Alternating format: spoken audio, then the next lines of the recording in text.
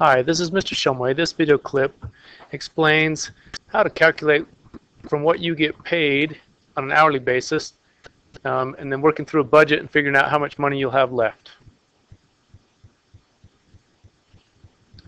So let's say I earn $21 an hour for 40 hours a week.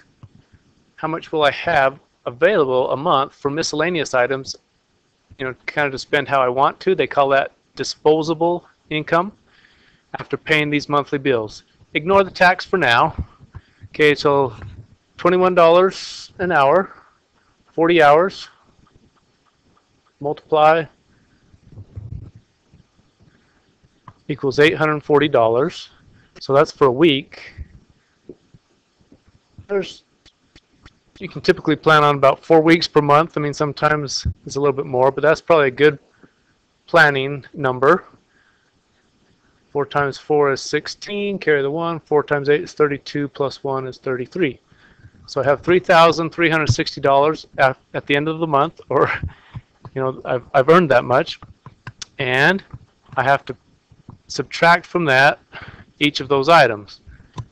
I would suggest we use Excel to do that. Let me show you how. Okay, so I can put in a wage. My wage is going to be $21.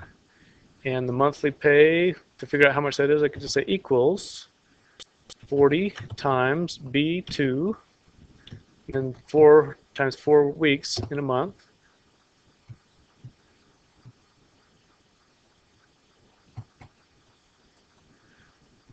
Okay, so that error is talking, I made a mistake. So I want to change that. Instead of B2, we want to make that A2, because we're in B2. We want the information to come from A2, so from this cell right here, we use that, multiply that by 40, multiply that by 4. We get $3,360.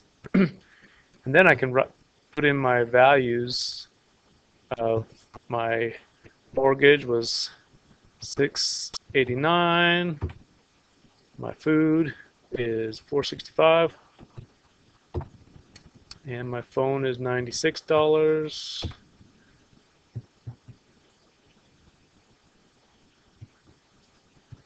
And utilities $203, car insurance $174. I'm gonna have to buy some gas for my car, $123. So my disposable income is equal to B2 minus C2 minus D2 minus E2 .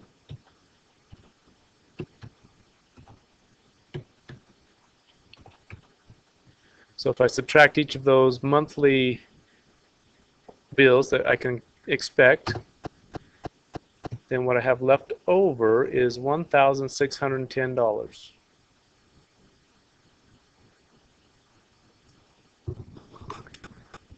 Now here's the power of using Excel. If I do a similar thing the next month or for a different situation, I don't have to figure out how to do the calculations. I can just put in different numbers. So I'm going to put in my $8.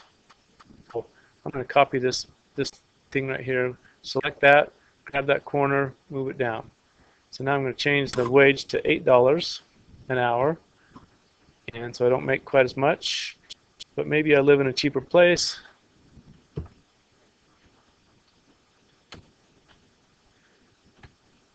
Get a cheaper phone.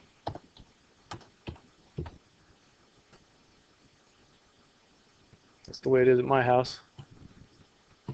And we will have to be careful on our utilities. We'll have to get some cheaper car insurance. Well, get a less expensive car helps with car insurance coming down. $94 for gas. We won't drive quite as much.